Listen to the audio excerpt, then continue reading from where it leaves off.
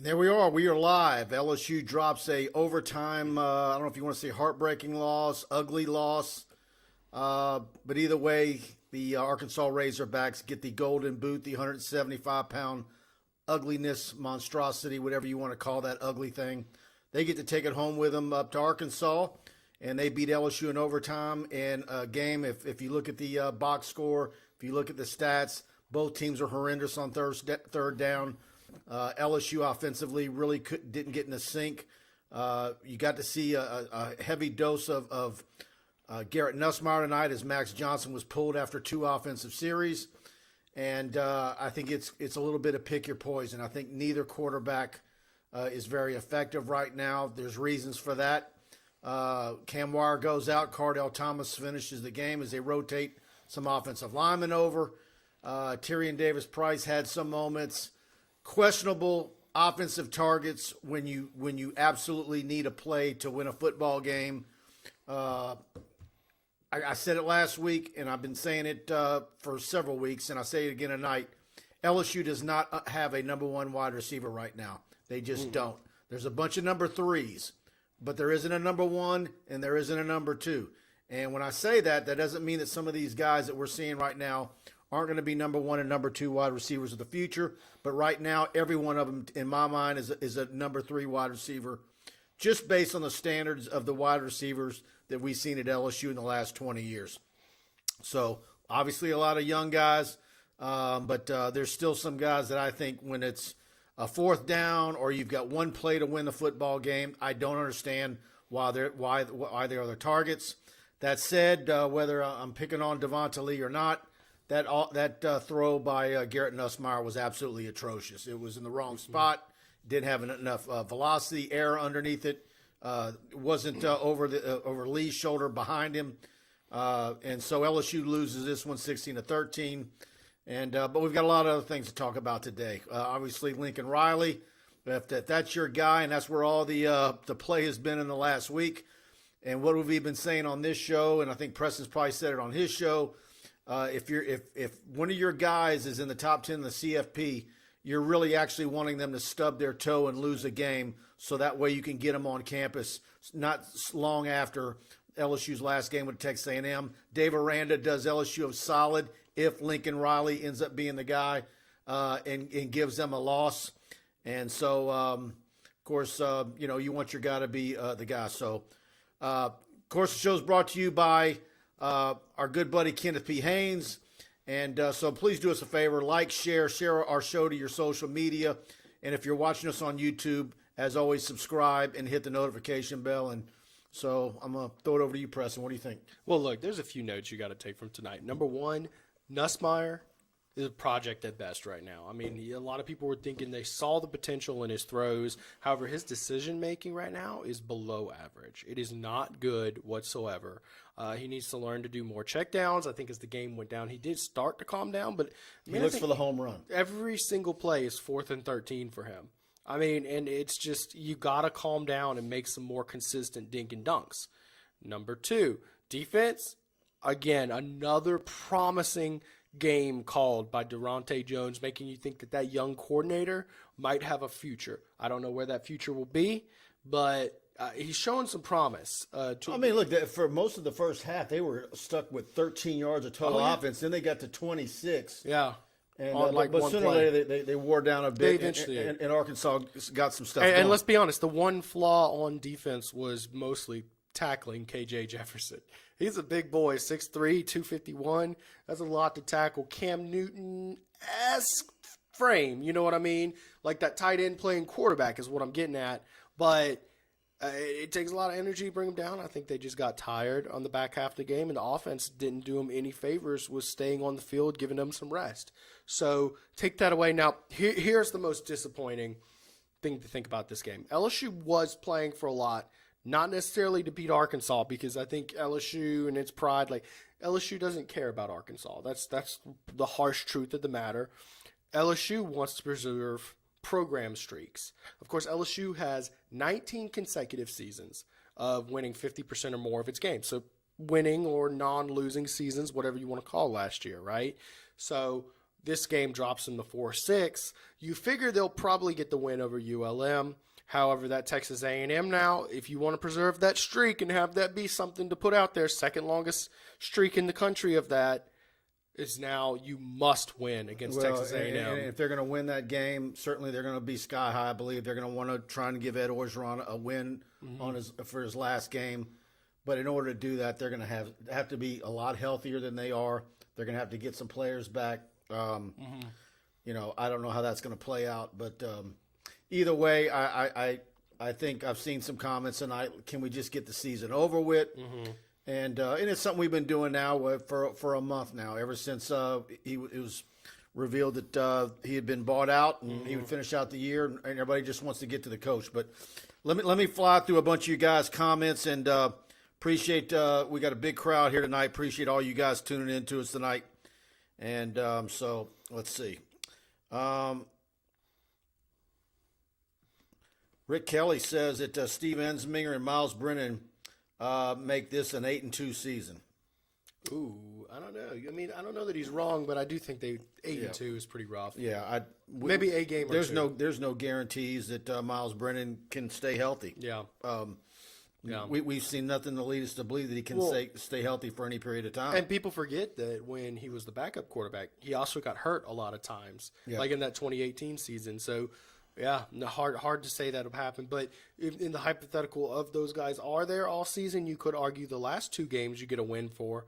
I don't know about like UCLA and a few of those others. Blaine Smith, what offensive coordinator, worst offensive coordinator in the last 20 years? Ooh, that's a lot. I don't know. Yeah, Eddie Santos call up Dennis Allen. Kenny Haynes not going to pull punches. That sucked. Yes, it did, Kenny. No one should be pulling a punch here. They deserve all the criticism. No. Mark Jett, whose coaching stock went down? Fisher, Riley, Franklin. Yeah, I was glad to see Ole Miss beat Texas A&M tonight. You guys know I'm not all the Jimbo talk that's been out there for a while.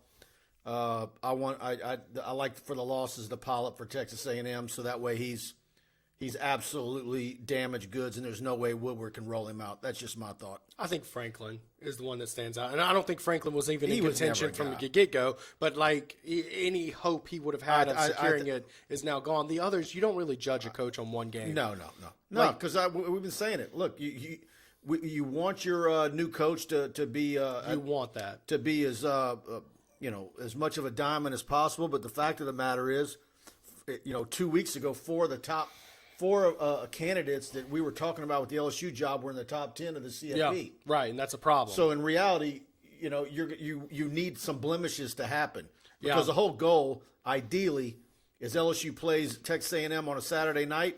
And that Monday morning, Scott Woodward's able to have a press conference and introduce the new coach. And then he's got 2 solid weeks to secure the 14 commitments he's got right now. And I'm just going to keep going with the hypothetical of Lincoln Riley. If it's a Lincoln Riley, does he all of a sudden have a chance of reeling back in a guy like Aaron Anderson? Certainly guys like Shaz Preston and Kendrick Law are going to be very excited with that offense. Yeah. But I think that's going to be that way with a lot of the coaches we've been talking about, not just to single out Lincoln Riley, as he's obviously been the huge flavor of the week. Yeah, and look, let's just say today the door was opened for Lincoln Riley because it's tough to pull a coach away from a playoff contention team. And, of course, they were number 8, although they were undefeated. They were number 8. The playoff committee did not like them. So they're not really in the playoff conversation at the moment. It's just hard to pull away an undefeated playoff contender. Blaine Smith, I'm 100% with you. That damn jet sweep hasn't worked all year. I can't stand it. I hate it. You know what else was peculiar? That Wildcat call. What was that? Where did that even come from, man? That's bonehead. And why in that position? I mean, you desperately and why need that TDP? Score. That's not that. He's not a Wildcat kind of guy. No. I mean, I don't know. Very strange. Is there a Wildcat guy? Think about it. On LSU's team? Yeah. Who? I mean, I don't know. Who would you have put there? Well, nothing really. I mean, I guess Corey Kiner, but not really. Not really. That'd be your closest bet. And Blaine says hire Kiffin. Jack Besh. That's who I'd stick there. Jack Besh had a very good game tonight, by the way. Eric Herbst, we just don't have the players, that's absolutely a big part of it. Yeah. No doubt, Eric. I think there's players on the injured reserve who could get you there, but what's on the field right now ain't cutting it. Todd, if Riley is a target, we don't have to wait on the CFP now. Exactly. If he is the guy, Dave Aranda did LSU a solid today. Absolutely. That's what you wanted to happen. So all the buzz was around Dave Aranda, but truth be told, the bigger deal is that Lincoln Riley now is much, much, much more attainable than he was before. Yeah. And I'm not saying he is easy to get by any stretch. And hopefully the Sooner fans are ripping him a new one, and he said, oh, yeah, I'll fix you. Yeah. Mark Chambers, hey, guys, disappointed fresh quarterback, threw too many underthrown passes. Yeah. Yep. Look, I think it's going to be a very, very interesting spring with a new offensive coordinator. I think one thing that's absolutely also, whoever the new wide receivers coach is going to be, I hope he's a very good technician. I hope he's a guy who can teach route running, and that's something else that's really bad on this football team right now. Absolutely. The wide receiver. The coaching that the wide receivers are getting right now, I think, is atrocious. And I think that's absolutely killing Nussmeier, who likes to throw contested balls. Like, you're going to have a guy on you, and he's going to give you a chance. You're going to have to high point it. You're going to have to make an athletic grab. And right now, the receivers can't consistently make those grabs. And I think Nussmeier's stat line with the receiving core Burrow was working with, he could easily add 100 yards, if not more, if he had a receiving core like that, because he's throwing it and he's giving them a chance. Check a video on your. I'm already checking it. It's okay. Okay, Blaine Smith. I want Riley most, but doubt he's coming. We'll see. Yeah, it'd be tough. American Patriot. I still understand these play calls. Reminds me of Les Miles era. I had a comment tonight that this game felt like a Les Miles game, and that you kind of were controlling the game, but not the scoreboard. Ed Jack, fire everybody. Yeah, that's happened. Yeah, and I'll tell you what I'll add to that, Ed. There's a lot of discussion out there that whoever the new coach is needs to keep so and so, or maybe they need to keep a couple of these guys on the current staff. I absolutely disagree. I'm of the opinion that everybody needs to go. Everybody. Let's see here.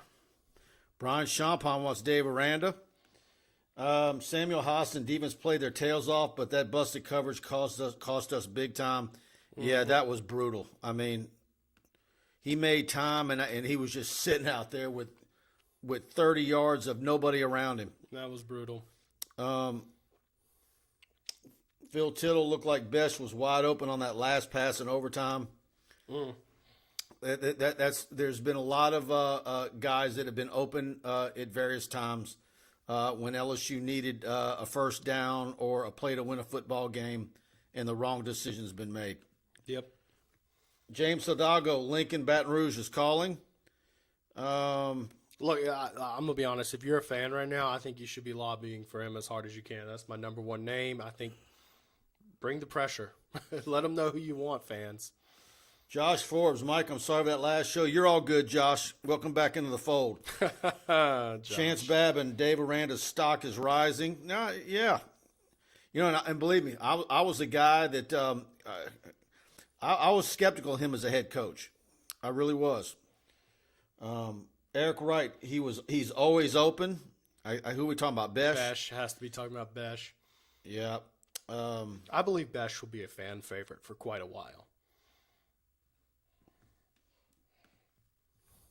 Simon Guillory, as I mentioned before, you find a graduate quarterback from the portal to bring in to compete, and Walker Howard is the quarterback of the future. Yeah, look, ideally Walker Howard is able to come in and get a red shirt. I'd like to see Walker, get to close to 205 to 210. Yeah. I don't know how long it's going to take him. Probably not long at all. But by the way, everybody in Baton Rouge, that's going to be the game to see. If you want to see Walker Howard in person, I don't know what the weather's going to be like, but Friday night at Olympia, that's going to be the game you want to go to. You're going to get to see Liberty with Caleb Jackson, and you're going to get to see St. Thomas More and Coach Trosclair over at. He's in our thoughts right now as we speak. I know his wife's in labor right now, so we're waiting for their little boy to come. So Love Coach Trosclair, great guy. Yeah, so let's see what happens. Y'all want to go to that one? Absolutely. Well, it's got a lot of that energy. Remember Kenny Hilliard and Jeremy Hill playing against each other? It's got that same energy of you might not, like usually at these games you're going to get like alma mater and high school football guys going to it. If you're just a fan of good football, that might be a game you're not going to want to miss. I had that game we thought earlier in the year with Le'Veon Moss and Caleb. Yeah, and that was when really I went to good. Struma. That was really good running back matchup, but I think from what I've seen of Caleb Jackson, he's absolutely incredible and will be a star wherever he plays. And I think the same of Walker Howard. Yeah, if you like seeing good football, go check it out. I Or at think least St. watch it Thomas online. More, if we would put a line on it, they would be favored to win that game. Yeah. But I've seen St. Thomas More's defense, and Caleb Jackson should probably get handed the rock about 30 times. Yeah, But so. that one's going to be a good one, I'm telling you. I don't know if many of y'all go to high school games, but that'll be worth the ticket to head over to Olympia Friday night. Absolutely. I don't know if that's going to be a Cox game of the week or whatever you call it, but yeah, I don't know what's that'll going be on right with in your that. backyard. And honestly, if you look at the LHSA brackets, some of the games are just they're putrid. I mean, those are really there's not many games until they get to the state championship games in the weeks leading up. But two great games back to back in Baton Rouge. Madison Prep, St. James at Memorial Thursday night, and then Liberty STM at Olympia.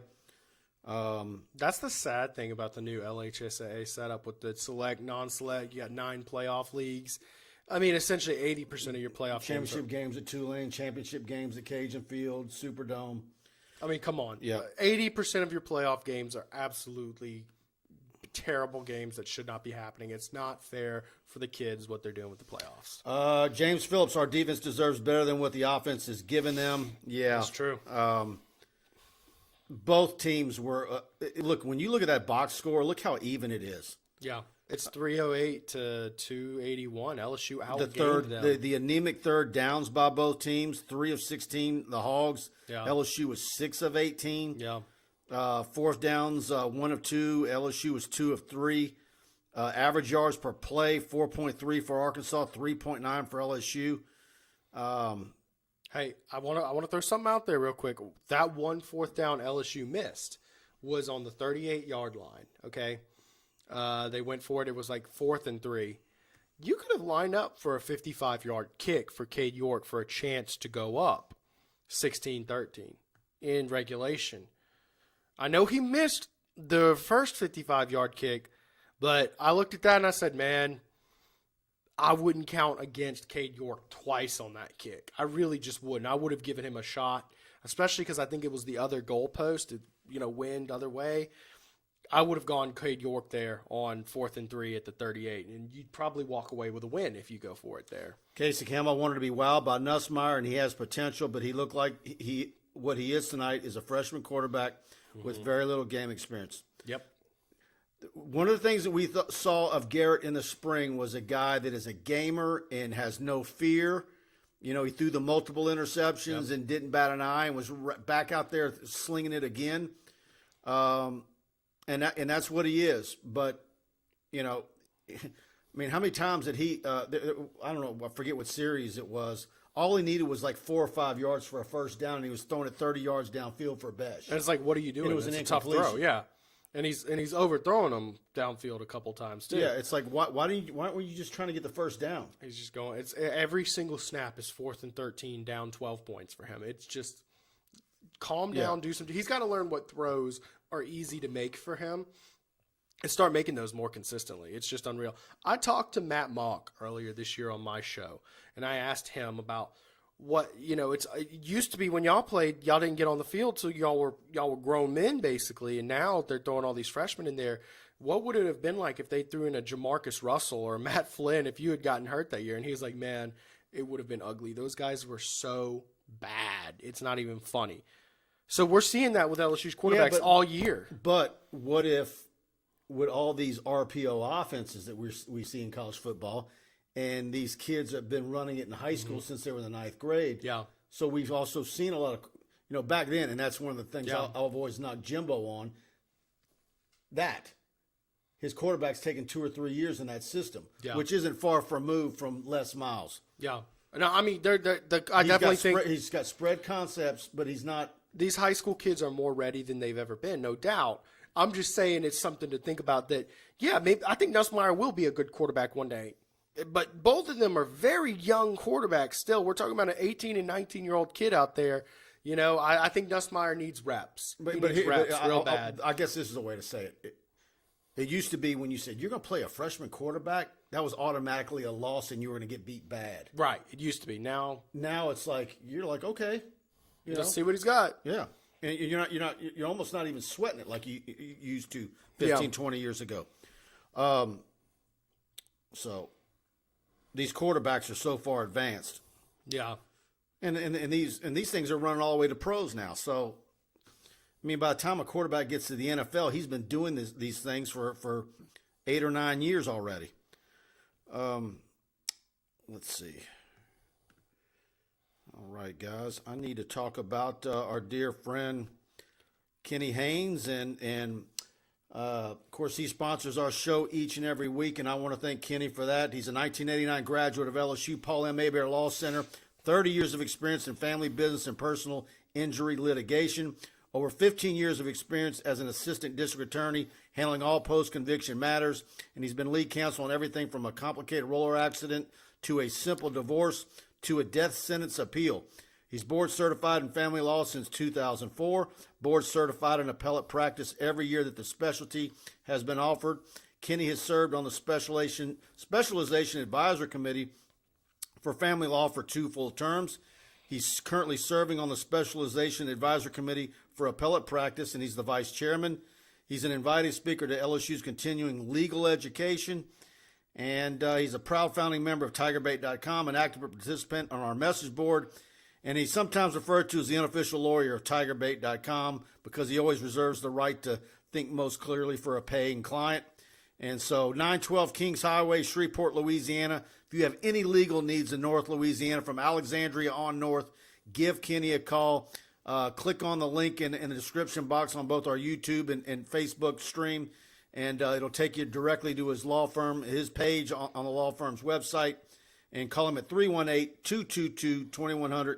That's 318-222-2100, and please tell him you heard about him and appreciate him sponsoring Tiger Bait's postgame show each and every week. All righty. Thank you, Kenny. He's always been great, and he's always a great commenter on the show. I really appreciate his insight. I'm going to go through just a handful of scores on the LSU hot board list while he pulls up some comments to talk about the Fighting Mike Scarborough's Oregon, coached by Mario Cristobal, coaching hot name for LSU, Cristobal. He is tied 14-all with Washington State at halftime. Of course, don't look too much into one game, y'all. Of course, Mel Tucker effectively pulled his name out of the hat by signing a new contract extension with Michigan State, but he did beat Maryland 40-21 today. Dave Aranda and Lincoln Riley, a hot name matchup there. Baylor beats Oklahoma by 13. A lot of people were talking Dave Aranda. Of course, my mind's thinking, okay, Lincoln Riley's got the better body of work, and this opens the door for someone to sneak in and pull him away. We'll see. And then the last matchup we got, 2 very hot names, Jimbo Fisher versus Lane Kiffin. Lane Kiffin gets the win, 29-19 over Texas A&M. Yeah, American Patriot. Mel Tucker got a raise in his sting. Darren Jackson Jr., Lincoln Riley will turn this shit show a full 360. There's no doubt about that. Although there does go our PG branding for the night. Yeah, there you go. Storm warning, Jake Peets should be removed tonight. He was horrible. Troy Davis hated that jet sweep and Wildcat call. A lot of Peets is horrible. Mark Cumby's got the same thing. Peets is horrible. John Marion, it's either going to be Fisher or Riley. The word I get is that Scott Woodward is going around, and if he runs into anybody, or if he's on the phone with somebody who's one of the people who cuts checks or a recruit's parent, his reply to everybody is, "You're going to be very happy." Like a broken record. You're going to be very happy. You want me to speculate on that? It's that's all you can do is speculate. It's either you're going to be very happy or who's the candidate's going to be? No one is off the table. As in, like, to me, there's one name we've mentioned where almost everybody would be happy with it, except for a handful of people nitpicking stuff, and that's our guy, Lincoln Riley. He would be the most uncontroversial, biggest name, Grand Slam hire. You can nitpick his defense all you want. A few people have. I think it's silly. But yeah, that's what I would read in between the lines on that. But it's pure speculation, 100%, because that's all anybody has. They hear that and they speculate. Well, so then when you hear that, it has people. I mean, I had someone hit me the other day with the top three are Lincoln Riley, Matt Rule, and Sean Payton. Yeah, Sean Payton, very realistic. Yeah. That would fit the criteria he just mentioned, though, right? So, but to me, I dismiss any NFL guy just immediately. Yeah, because I just don't think the time frame and how to get him here. The only one I would say, like Matt Rule, if they're about to run him out of town, I could see that. But he can't leave early unless the owner says, go ahead and go. Yeah. How often do you see an NFL team have an interim coach? Well, I mean, you see like a week or two of it. Bobby Petrino did it, yeah. Yeah, it's not often, but I mean, I mean, if his season keeps on going south the way it has been in Carolina, I mean, if you're sitting there in 2 weeks and what are you know. And by the way, if I'm an athletic director, Matt Rule, the fact that he would be wanting to leave this early would be a red flag for me when you look at his resume and how quickly, what's his average stay somewhere? About 5 years or so. He had about a 5-year stay at Temple and about a 5-year stay at Baylor. Yeah. I don't know. I mean, but he did turn those programs away from the ashes. The thing that would stand out to me about Matt Rule, the big question is, okay, you can bring it from 1-11 to 11-3. Can you bust through that ceiling like you're going to be expected to at LSU because they want better than 3 losses at LSU? Can you bust through to that even next level? He has yet to prove it, so we'll see. Eric Wright. Hopefully next year LSU will hire an offensive coordinator who cares enough to work with his quarterback instead of leaving them notes to figure whatever out. They talked about that on the broadcast tonight, and I saw a lot of fans who did not like him leaving practice. That's per the broadcast. Rumors that Raleigh has already met with Woodward. Yeah, I don't know. I think there's a lot of discussion with agents. I think that's pretty sure. Dane Bergeron. No one needs to be retained from this staff. Well, you heard Mike. He agrees with you. I don't disagree. I think a coach would have to be good enough. I think there needs to be a thorough house cleaning, and I think some of the reasons that some people will give as to why this one or that one should be looked at or retained, I think there's a lot of embellishment as to as far as what people say about them. Yeah. I mean, a coach would have to bring enough value to overcome the value of, abolishing the culture, completely rewriting, a chance to rewrite your culture from everywhere. That's a lot of value to a new coach coming in. So it would have to be good enough to overcome that. Let's put it like that. Mandy Schlegel. So we want Riley over Aranda. Is it because of head coach experience? I think it is. And here's the other thing. They're both young. Yeah. Riley's not even 40 yet. He's 38. So Lincoln Riley has accomplished so much. I think Riley is a bigger draw for recruits I think he's a bigger name. I think he's a much sexier hire than Dave Aranda. But here's the thing. Other than Jimbo Fisher and maybe one or two others, you can name 6 or 7 coaches that I wouldn't. I'd be, okay, that's good. Mm-hmm. I mean, okay, I really think the list is that good. Yeah, but I think I've heard one name that's like, wow, that's the Grand Slam. That's a game changer. I can go all the way down to Billy Napier and make a case for him. Yeah, and I wouldn't. I agree. No, I agree. But you don't spend $30 million to buy out Ed Orgeron assistant coaches to roll out Billy Napier. I agree. And I'm not, and that's not a knock on Billy Napier, not at all.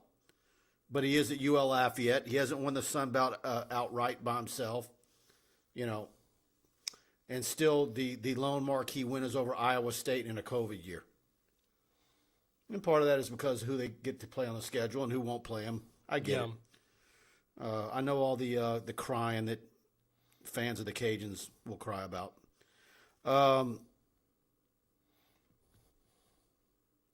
Let's see.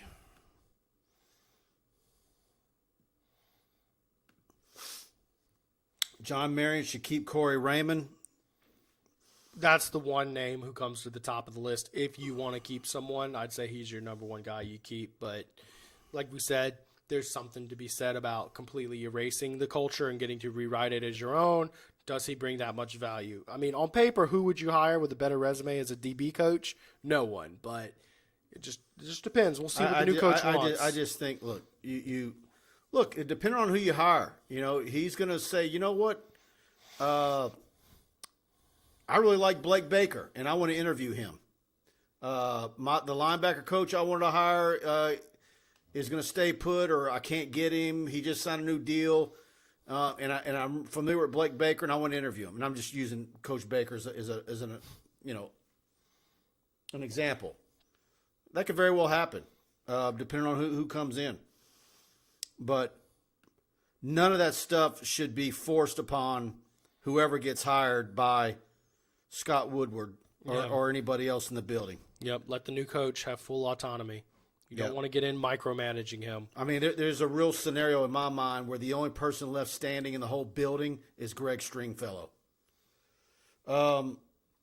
Case in 83, I don't understand what all the fuss is about Riley. Can you guys highlight what makes him the Chick-fil-A peppermint chip milkshake of coaching candidates? First off, let's talk about that milkshake. It's terrible. We had it. I hate it. What? If you like that, your taste and desserts are worse than mine. Sorry, not sorry. It's god-awful. I'm there day one every year. I know. I love it. Well, look, man. I know you have a lot more experience with the dessert stuff. Like, you're an outstanding food connoisseur, but you're going to take an L on this one. It's terrible. Second off, all right, look. It's 2 weeks in a row. I'm checking your paper. So, look, I had a great breakdown on Lincoln Riley this week. Talked to Ryan Aber of the Oklahoman. So I'll discuss that. So he had an 870 win percentage before today's game. That was the highest winning percentage in an FBS school of any coach hired in the last 100 years. You have to go back to 1918, Notre Dame Newt Buckney. Newt Rockney. I'm sorry. I was like, man, wait, what was his name? Newt Rockney, to find a coach with a higher win percentage. Vince Lombardo. Is that what you're coming with next? Man, I don't know. I just get names mixed Vince up in Roberto. my head. Look, people have been blasting me for just butchering names all year. Like, he's hungover. Yesterday was his 30th birthday. Ah, come on now. You don't have to put me in a blast like that. All right, so here's the thing. Now you made me lose my chain of thought. Well, look, he's 54-7. Oh, okay. We talked about this on Lincoln Riley. Yeah. Oklahoma as a state in recruiting produces maybe 3 big-time football players every recruiting year. They've got to go to Texas and recruit big-time numbers. They've got to go to Florida. They try to come to Louisiana. When they come to Louisiana, they're usually taking the B and C players. So they know. Lincoln Riley knows. I know that he's had the discussion before where they know that you can get quarterbacks, you can get receivers, you can do the things you're doing at Oklahoma, but you're going to hit a buzzsaw when you hit the playoffs because it's impossible for them to have difference makers and elite defensive linemen, linebackers, and everything you need to outfit an Oklahoma team. Yep. So you can go to the Big 12 championship game, maybe go undefeated, lose one game, get to the playoffs, and then just get demolished. Well, and then the guarantee of making it And it's because of how hard it is to recruit Oklahoma. And now they're coming into the SEC. Yeah, exactly. And the case can be made that it's going to make that job even harder. Yeah, because now instead of waiting to the playoffs to play those teams, guess what? You're playing them twice a year. Yeah, well, and not only that, with they probably can add another 2 losses. Yeah.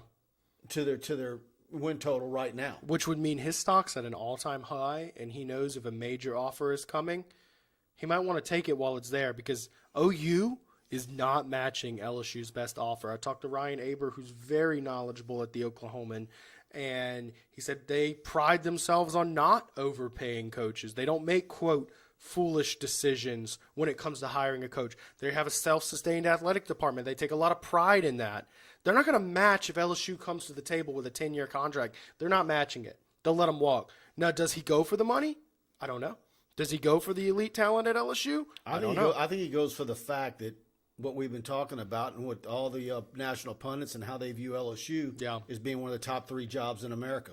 Well, let me tell you, their fans at Oklahoma, they do not recognize any of that. They act like this is just a complete joke that he would take such a downgrade of a position. I'm like, that's because you hadn't done the research. Oklahoma's a great job. Top 10. I think they're about number 7th in my opinion, but LSU is a slight step up as a job. Terrell Grimsley, is this recruiting class salvageable? Yes, it is. But like we've been saying, the soon as you can have a coach introduced and making calls and getting on the road and hosting visits, the better. Yep. I think, of the 14 current commitments, maybe 12 or 13 of them are going to stick. We're going to see what Tolan and George, what that amounts to. Maybe there's one other, maybe. Yeah. But the key is the Quincy Wiggins, the Jacoby Matthews, the Shaz Prestons, Le'Veon Moss, and multiple others. Harold Perkins in Texas. There's still some guys that you can finish out with the right hire. Yep. And by the way, a lot of the guys that I'm mentioning are familiar with Lincoln Riley because they've already got a relationship with him. That's right. Whether they visited Oklahoma or not, they've had conversations with either him or somebody on his staff, so they're not totally in the dark. So, and that applies to a lot of coaches. Yeah, there's a lot Dave Aranda's probably familiar with a bunch of these guys. Lane Kiffin's probably been recruiting a bunch of them. It's not exclusive. Jimbo Fisher for sure. I do know for a fact if Jimbo Fisher comes, there's probably a few recruits he'll probably get to hop over. Yep. Let's see.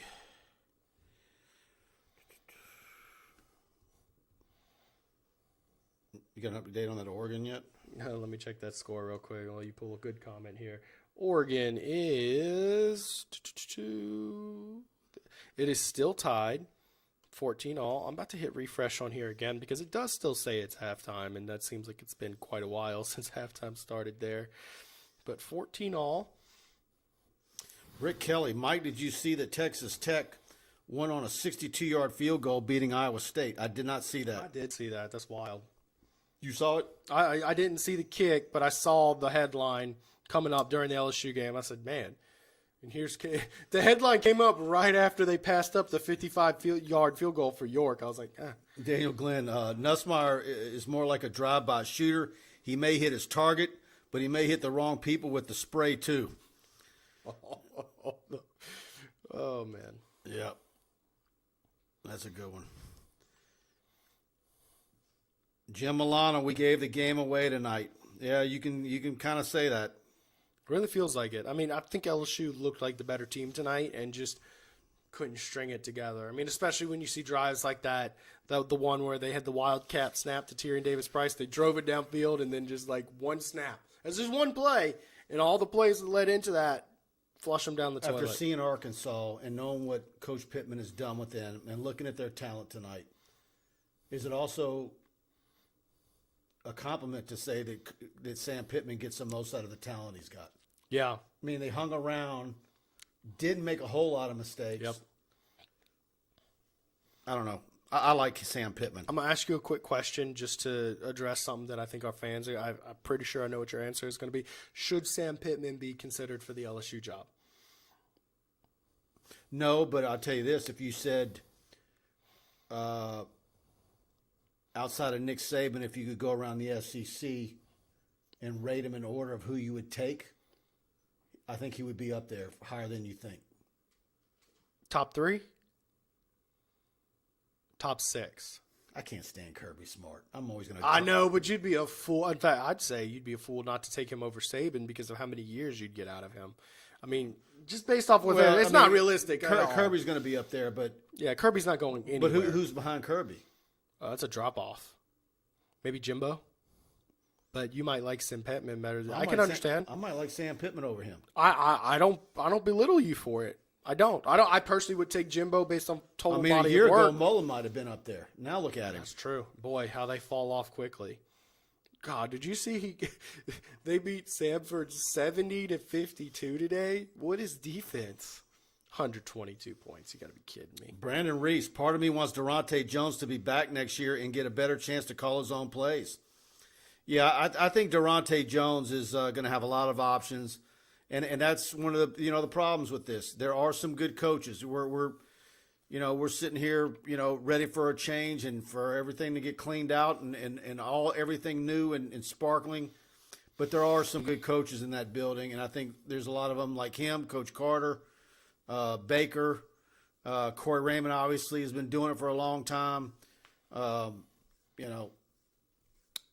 Brad Davis comes in a bad situation right after June, comes in June and has to coach the offensive line after he was Sam Pittman's offensive line coach. Hopefully all these guys, I mean, look, they're all going to get paid. Durante Jones strikes me as a bright young man who's learning on the job and getting better. I met him as he goes. He is a super guy. I mean, and look, people love him.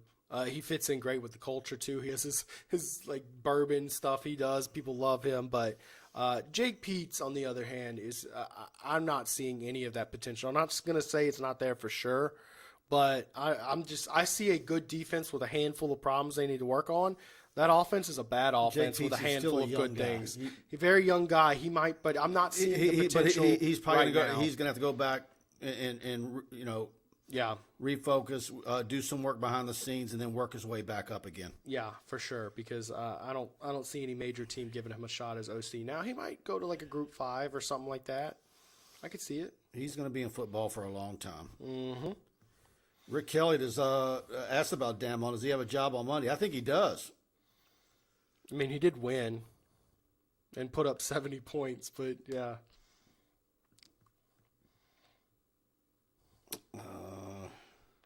And here's the other question. Does Florida want to go head-to-head hiring against LSU with a coach this year? Troy Davis from earlier says Tucker has not signed. Preston, get it correct. Yeah, he hasn't signed it yet, but I haven't heard that he wouldn't. Okay. Yeah, I don't think Mel Tucker's in. I believe he was offered an extension, though, right? Yeah. Yeah. I'm sorry if I said the wrong verbiage there. That's okay. We all expect him to. But then when all of a sudden we hear he has it, then when something's up. You're right.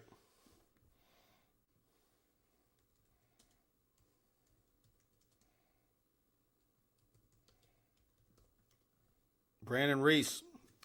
If Scott Woodward and LSU is willing to pay someone a lot of money, go get a younger head coach. Yeah, and that's a whole deal with Riley. He's not even 40 yet. Right, exactly. I think if you get a Lincoln Riley here, that's like SEC altering. Y'all do me a favor. Please hit the like button, share. If you're enjoying the show, please like, particularly on YouTube. We want you to subscribe. I'm looking at our analytics each week. We're getting a lot more subscribers. We've tripled our subscribers since we really started using our YouTube channel almost exactly a year ago. And thanks to you guys for helping us grow it. But if you haven't subscribed, all you have to do is hit that red button, subscribe, and then that notification bell every time I post a video, player interviews, coaches interviews. As soon as this show's over, we're going to load up Ed Orgeron, Sam Pittman, player interviews. We've got all that in the hopper, and that'll be live on TigerBait and on our YouTube channel. So, and of course, we want you to subscribe to TigerBait. Choose the annual package. Go to TigerBait.com. Preston's story's up there, and he's got more to add to it. Just got Brian Lazar's instant analysis piece that I'll be posting as soon as the show's over with. So go to TigerBait and subscribe. We want to have you as a part of our premium subscription community. Titus Jackson, Dave Aranda owns Riley. Well, it was a good win for him today. I'll put it like that. Did you see how they stormed the field and had to get off the field today? Mm-hmm. How wild was that? And then they were like, "Why did he kick the field goal? That's so bizarre." And he just so calmly post game says, "Yeah, that was for the Big 12 tiebreaker." And it's like everybody's like, "Oh, that was brilliant." Dave Aranda won some points over with a lot of people today. Brandon Reese, Riley would be the hire that cements Scott Woodward's reputation as a big game hunter. Oh yeah. I think there's a lot of guys out there that we've been talking about on that list that would do that. Yeah. Like Sean Payton. Reptar Bansky, that boot is copper, not gold. Yet another scam. That is the ugliest trophy I've ever seen. You ever seen it in person? Yeah. Yeah, I've seen it in person a couple times. They used to put it up. And the thing's top heavy. You know that, right? It's so awkward. And so when the players lift it up, I just keep hoping that it's just going to. Also, they call it a boot, but let's be honest. I would love for that thing to flip and just smash into pieces. Louisiana's a boot. Arkansas is just a square on top that kind of makes it weird. It's more of a stocking, if anything. Who's the guy that made it years ago? I don't know. I mean, do you care about it enough to research that? I'm envisioning some guy on the side of a river, like in a lean-to, with like some, medieval utensils, trying to make this thing. Does anybody outside of the state of Arkansas like that thing? It is so ugly. And there's probably banjos playing in the background while he's doing it. God, that thing's ugly. Man, I can't. Scott Trone, LSU won't hire Lane, but he and Riley, then Aranda would be the best choices, but Lane won't be hired. I'm just glad Lane Kiffin and Ole Miss beat Texas A&M tonight. Which one of those coaches would you prefer to hire, Mike Scarborough? Because you're not high on Ryan either. Caldwell, would you let Corey Raymond walk? I think that's up to the next coach. Yeah. My whole point is that that is not that's not necessary for a next coach to come in, that he has to retain him or anybody. I think the minute you start micromanaging the new coach and saying this guy has to stay, that guy has to go, you got to let him go. That's when problems happen. Let the new coach coach. Yep.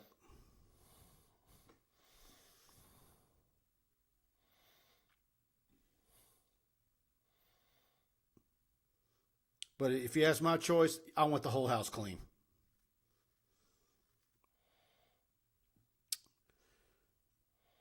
Ryan Caldwell, have to keep Raymond. Lincoln doesn't know anybody in New Orleans. Neither does Corey Raymond. Yeah. Corey Raymond doesn't have New Orleans. And Corey Raymond only recruits cornerbacks. I mean, let's also not act like, are they the only coaches in the country who know New Orleans? DBU started long before Corey Raymond, people. Yeah. They grow on trees around here. It was more of a who can build the fence up around the state and keep them here instead of going to Florida State and Miami and all those other schools they were going to back in the day. Mm-hmm. James Phillips, do you think Kiffin is back on the list? I don't think he was ever on the list. I don't. I just don't. I've never believed that he was a Scott Woodward hire. So you think all the buzz last week was absolute just smoke and mirrors? On Lane Kiffin? No. Well, talking about Jimbo? on Jimbo. Yeah, Jimbo. Well, Jimbo's just – I think part of the Jimbo buzz is because he has no buyout. Yeah. And the people doing the talking – and I'm not taking shots at them, but if they work for Sports Illustrated or they're a national guy, it's easy. Yeah. That's a lazy thing to say in an interview. Let me tell you, the national analysis I've seen of these coaching search names have not been very good. I just don't think Scott Woodward's leaving very many breadcrumbs out there, and the national guys aren't finding those breadcrumbs. The breadcrumbs aren't even getting to the people who have given him millions of dollars to pay out all these contracts. He's keeping tight lips. And that's the way to do it. Good Work for him. in the shadows, man. It's because he's good at his job, y'all. That's why this coaching search has been so miserable to follow, because he's good at his job. See, man, Fisher can recruit, but his offense is really stale. you're echoing me. He lost to Arkansas, Mississippi State, and Ole Miss. He had no offensive touchdowns against Auburn. Why we hire him? I look. Everybody likes Jimbo. Nice guy. What he does with his charity is phenomenal. I don't know anybody that doesn't like Jimbo Fisher. I think that ship sailed. I think there's a lot of better coaches that I think long term are better for LSU than him. I had some fan bring up a point, though, about Jimbo, the pros, because we've been – I mean, everybody will LARP on the negatives about him. If you tally up body of work and career success accomplishments, and even if you net out the negatives he has, like bad seasons, losses, all that good stuff, you know, I mean, he's going to have a more impressive resume than almost any other name you're talking about outside of maybe Lincoln Riley. Maybe even more, because he does have a championship. And here's the other thing: he can go 9-3 at Texas A&M for a decade, and they won't. They certainly want to do more than that. But if you go 9-3 at LSU for a handful of years, yeah, ain't gonna cut it. They'll absolutely accept the Phil Fulmer, Les Miles disease at Texas A&M, and he don't even have to give him a national championship before he starts going into that 9-3 rut every year. Absolutely. I mean, they haven't won a championship since 1938, and if you look at the consistency, he's elevated the program. That's the argument for him. Is he, you know, both Florida State and Texas A&M he elevated, and Florida State has not even been able to come close to his level of success since he left. So, I mean, that's the argument for him. But I'm starting to think maybe Texas A&M is a tougher place to win than we think. Yeah, but, you know, he does do a good job of recruiting. That's one thing he does. You know, when I see, like, I was keeping an eye on that game while I was in the press box tonight, and I'm like, I'm seeing Fathery on that offensive line. Yep. You know, that's the guy that LSU recruited. So we'll see. And I've seen a couple guys in Louisiana I've talked to who he's done an outstanding job recruiting, including the Zachary quarterback, Eli Holstein. Yep. Kenny Haynes, last drive of regulation, no urgency once we got the ball up to our 35 and had 2 timeouts. I mean, and that's the drive where you should have taken the field goal. If you had gotten a handful more yards there, that would have been an easy kick. Mark Jett. Dude, I think Texas wants Herman back. Man. Richard Sinnett, yeah, I like Coach Pittman. A lot of people, Pittman's just a nice guy, man. Hey, maybe that's Texas's next coach. I like what he does over there. I mean, he is the Texas state champion this year, right? Beat A&M. Daniel Glenn, Pittman sweats Crisco.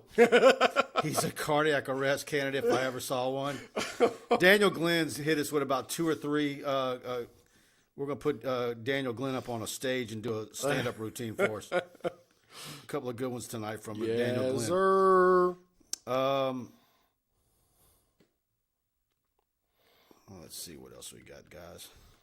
I want to scroll down and make sure I didn't miss more. Jake's Pete's is trash. Carl the Cat done. What's up, Carl? Pete's is done. Let Slinger call the last 2 games. Would Slinger want to? No, they're just like, here's the deal. Ogeron wouldn't do that to Pete's because they're not really playing for anything for his career. And if anything, you want to give these guys a chance to show off and be able to find a job elsewhere, because he did just hire them a few months ago, and now they're again job searching because they're all fired.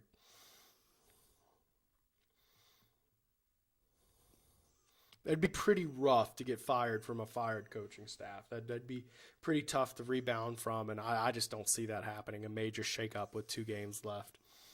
Mike, you were making it big at the beginning of the year. There were like 10 of us in the chat room. Nah, we had a lot more than that. But no, it is getting bigger each week. Yeah, it's growing. I think we got, 300-something watching right now? 344. 344. Appreciate y'all. All 344 y'all watching. Big thanks to y'all. Brandon Reese Fisher's not leaving. Kenny Haynes says, Mike, it's time for us to talk about the baseball show. I want the sponsor. I actually have one coming this week, Kenny. I'll send you the invoice. I think it's $3,600 for that show. Now. Yeah, per show. Yeah. No, I have a good baseball show coming this week, y'all. So tune in for that. He's joking about the price, by the way. I am. But we do have ad spots available for anybody if you want us to promote your business. A little bit more Shoot me an email, mike@tigerbait.com. You guys see the way I promote businesses here. I'll help you get some business coming your way. Just shoot me an email. All of our sponsors are getting incredible values out of the shows this doubt. year. I mean, the shows have grown so much, not just in total views, how long people are watching and how engaged they are with the brands. We've seen a good deal of good works with all of our companies who have sponsored with us. Brian Madeir, Cristobal is Bama's head coach in waiting. Book it. Yeah, that's part of the reason early on that I started listing Mario Cristobal, because I know the Bama folks. When Saban's day comes, he's their lead guy. But So whether it's him, Lincoln Riley, or Luke Fickell, and several others, I don't think LSU's going to go wrong with any of them. Yep. The problem with Cristobal though is they're number 3 in the CFP, and can they go higher? Well, and let's be clear here, okay? Whether it's Fickell or Cristobal, if that is your guy and you want to make the move, you do it on their timeline, right? Like you don't make this coaching decision over a recruit, do you? No. Right. So if you have to wait till January, you have to wait till January. No, you're saying what now? So check this out. If Woodward decides Cristobal is his guy or Luke Fickell is his guy, that's who they're going after. I think. Do you wait on them till January? I think there's like 2 or 3 guys that are very close and like who can do it and get you to the next level. If one of them is available November 29th and the other one you can't get till January at some point, Do you think that's the difference? I'm taking the November guy. Yeah. Because I think a lot of those guys are neck and neck when you pro and con them. And look, that might end up what's happening, and that might be where Woodward's brain is. My idea is whoever You can't hold guy on. is. The roster is a wreck right now. Oh, yeah. It is an absolute wreck. But this coaching hire is. You can't afford to blow this recruiting class. It's a big It's hire. one of the top 3 classes in this century. Yeah. I don't know. I think the head coach is such an important call. Get your guy and But what I'm saying do it is, on his terms if you have But what to. I'm saying is the one guy that you would have to wait for isn't heads or tails better than the guy you could get a month earlier. Maybe you're right. And if that's how he feels, go for it. I just say make your decision. Whoever you want, go get him. Do whatever you got to get him. Like, do not do the convenience thing, like settle for a guy who's much, a big drop off. I love Cristobal. You know that. All right. But if I can't get him till January 15th and I can get Lincoln Riley on November 29th, Right. I'm taking Lincoln Riley and I'm moving. Yeah, I think Lincoln Riley would and probably should be the first guy to get an offer. Yeah.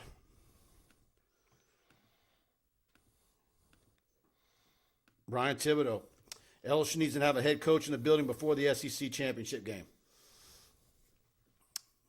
The sooner the better. December 15th is signing day.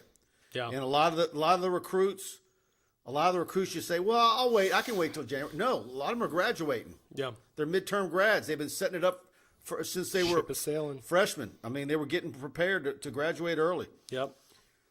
Carl Alexander, Aranda would take the job today, bro. Josh Ford's great show, guys. Thank you, Josh. Let's see. Good guy, Josh. Yeah. C-Man, LSU's biggest issue is the offensive line. It has always been weak against Alabama. Even in 2019, Burrow got hit and sacked 5 times. And that's one of the reasons why I was so high on I'm so high on Cristobal. Yeah. That has always been every year. What year have we gone into a season and not said the offensive line was the big question? Well, I mean, you have to go back 6 years, 7 years, something like that. I mean, 2012 maybe might be the last time where you weren't saying that. Always. You have to go back a while. And of course, quarterback. Oh, yeah, quarterback. But that was more of a Les Miles created problem. Because But I remember, I mean, like that 2011 team had a legit offensive the bottom line. line is this state does not produce enough offensive linemen. That's right, and that's the one position you have to go out of state and get some guys. You gotta start going into Texas and going across the Midwest and pulling some of these guys. They've done it a handful of times. There's Ethan Posicks of the world. And here's the other part. Here's a part of it too. Cristobal's a fiery guy. Oh yeah. And so another factor in all this is which guy in an interview or on a phone call with Scott Woodward or Stephanie Rempe meshes best with Woodward, personality-wise. I don't know. I'm gonna abstain from an answer there. And Yeah, let I mean, you we take don't it. know. We don't know. I have no idea. I haven't had any interactions with Woodward. He seems very straightforward, to the point, cut the BS to me. That's my only impression of him. Because I don't see Cristobal being a guy that would walk on eggshells around Scott Woodward. Yeah, and he might like that. I believe Cristobal might be a guy to Woodward say, would like that. To tell Woodward, hey, I don't want you around my practices. Get lost. And take Austin Thomas with you. Well, I don't know if Woodward would like that. Huh? I don't know if Woodward would like that. I think Woodward loves being involved. Yeah. Yep. 2007. Was the last time? No, the 2011 offensive line. And the 2012 one was good until they got hurt, too. But I'm trying to think outside of that. I mean, they had a couple that were okay. Carl Alexander, Mike, is there a reason there's so many injuries with this team? Man, I'm hearing some reports, but it's one of those deals where it's like you're getting half the information and, that makes you dangerous. Mm-hmm. I got something the other day. And look, and this is, so take this with a grain of salt, and it could be total baloney. I'm hearing like the protocols are for injuries. They're really babying the team. Right. Like, Don't work through anything. Like, take it easy. yeah. And you almost have to wonder, is that And good or and bad and in this it's, spot? and it's medical staff giving the players that leeway. Yeah. Headed by Shelley Mullenix. Brian Champon. I tried clicking on it. Mike, you think Woodward has his guys saying you'll be happy? That's what he's been saying, everybody. You're going to be happy. So I think he's a guy that feels like when he says something like that, my immediate thought is he's saying, wait till you see who I've got. Yeah. I agree. And just full disclosure, Woodward is not the guy who's done a lot of PR speak. Like, in his tenure, he's not a lot of, like, something's obviously bad, and I'm going to try to tell you this is good. So that, to me, it means something to me. Yep. Because we see that a lot of times in sports where there's a problem with the coach, there's a problem with the quarterback, whatever. It's obvious to everybody, and you're saying, no, this is a quality whatever based on, this, and this, trying to sell it because you're not going to do anything about it. Jonathan Burris says the 2011 offensive lineman went 10 deep. Yeah, that was a good offensive line. Yeah. Make no mistake about it. Yeah, my point is that you have those certain years, but it's mostly on a consistent basis that is the position that we're talking about all season is being the weak link on the offense. Because you always got wide receivers, you always got running backs. Now we've gone, 3 years in a row where we're talking about LSU having a great quarterback situation for the future. And I still think they do, despite Max and Garrett struggling right now. I don't think Max is 100%. Garrett's young. Need a new offensive coordinator. Need a new, very talented wide receivers coach. There's a whole lot of things that have to get fixed. But there's still a lot of talent in that quarterback room. Make no mistake about it. Yeah. We're not talking about transfer portal guys in at this point by any stretch. Yep. All right, guys. Thanks to all of you for participating in the show. Please go subscribe to TigerBait. We want to have you as a part of our premium. I'm about to load Brian up. We're going to have all the post-game video up on TigerBait.com. Preston will be here Tuesday night with his show. Buddy Sanji will be with me Wednesday. and I've got an additional baseball show that I'm putting together this week, and I've got a big time. The dog is getting excited. He knows. Man. He knows the words exactly. I say. Hey, Parker. Hey. So check us out at TigerBait.com, and again, please subscribe, YouTube, and hit the like button and notification bell. Parker, stop it. All right, guys. Good night. We'll see you next time. Night, y'all. See y'all Tuesday night.